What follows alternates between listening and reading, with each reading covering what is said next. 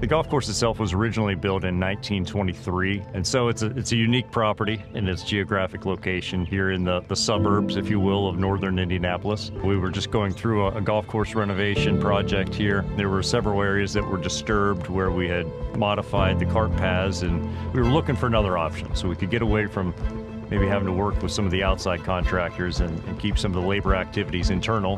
And so that's where we found on the market Kafka.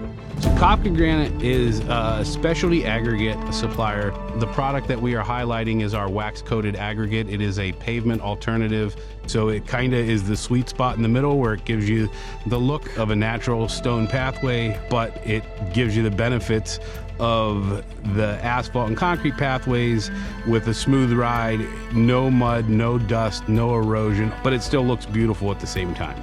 It became clear that it was possible to modify all of our cart paths on the whole property, and with the same budgetary dollars that were allocated, frankly, for just the repairs in certain areas of asphalt. And then furthermore, the things that sold me on it and will continue to resonate with me, and I think many others, are its maintainability across the future of time. We don't necessarily have to ever go back to an outside contractor to help us maintain our paths.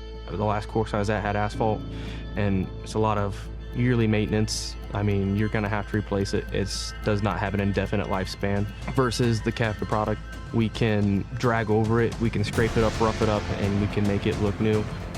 It makes it much more sustainable.